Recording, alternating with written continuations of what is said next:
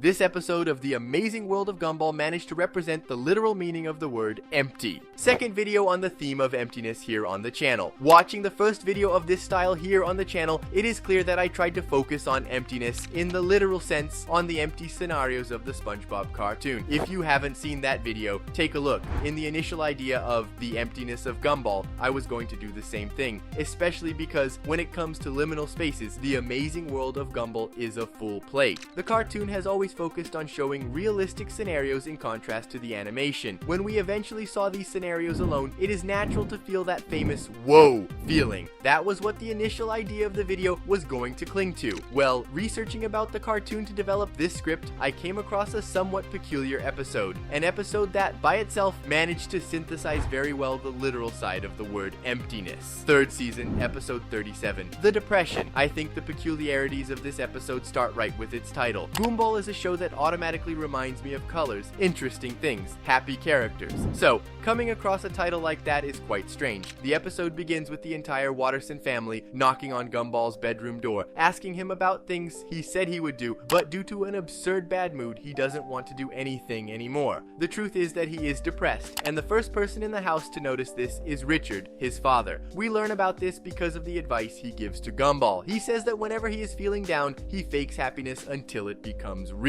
And taking this phrase out of context, my friend, that's quite concerning. Normally, when we're in a bad mood, people tend to isolate themselves, and Gumball gets so irritated with everyone being around that he yells for solitude, and just as he wished, it becomes a reality. And here we're going to take a pause. Remember, I mentioned that in the initial idea, this would be a video exploring Gumball's empty scenarios. At least for me, these scenarios are a bit uncomfortable. So, at the beginning of this video, I said that this episode very well synthesizes this feeling. This episode becomes the definition of emptiness, because Gumball finds himself completely alone in Elmore. Obviously, emptiness means that. Understand that, at least in my emptiness videos, there's nothing new or philosophical about it. I treat emptiness in the literal sense. This desire of Gumball's could easily be a big topic. After all, is what you're wishing for really what you want? Gumball is a child and obviously doesn't understand the gravity of asking for his family to disappear. Now imagine an entire city disappearing out of nowhere. Exactly. At first, Gumball will think that all of it is a joke, that his family is hiding or something. He calls out and even pretends to be hurt to get them to come back, but all his attempts fail. It's funny that during this episode, Gumball's two sides are constantly fighting, the normal side and the grumpy side. One side wants to be alone and the other doesn't. The grumpy side keeps acting as if nothing happened. He plays normally, but every time something human happens, normal Gumball returns. When he steps on a Lego piece and feels pain like a normal human being, Gumball comes back and realizes that being in a bad mood is very annoying.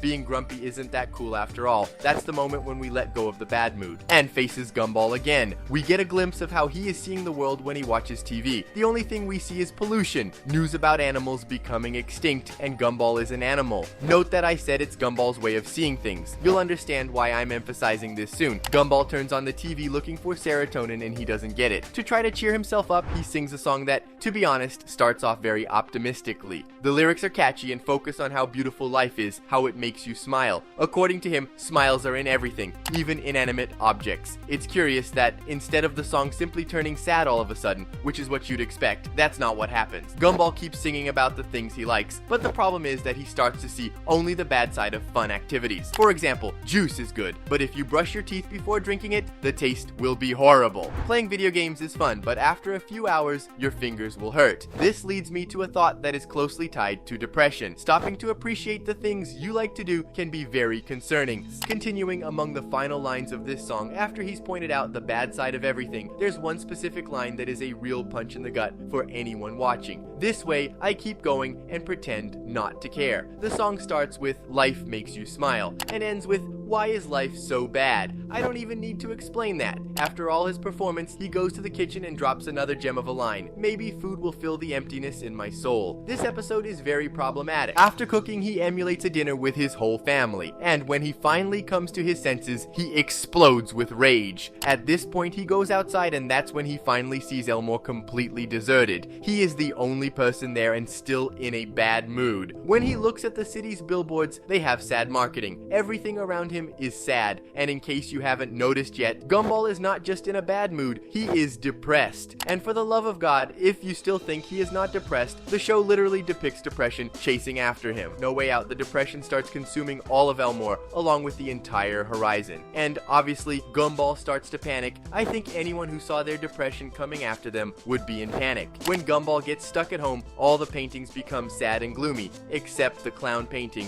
which stays exactly the same. Eventually, Gumball is consumed, and when this happens, he doesn't become something different. He doesn't get darker or sadder. In this cartoon, depression is not a sad state. If it reached you, it's because you were already in it. You just didn't want to accept it. The moment it reaches Gumball, there is no more doubt. That dark fog was just a form of acceptance. After he accepts and understands where he is alone, completely in the dark. Just him and his thoughts. I really don't know if this was intentional by the creators. I don't know if this episode was meant to be this deep. Stuck with his own thoughts, Gumball starts to wonder what to do, and as he walks through that place, he bumps into things that he soon identifies as the furniture of his own house. He was still at home. In my interpretation, Gumball was blinded from the moment he saw the bad side of everything and the negative slogans on the streets. This consumed him to the point of not seeing anything anymore, but he was still at home. When he realizes this, he starts trying to remember the advice his father gave him. When you are feeling down, you need to try to shake it off and bounce back.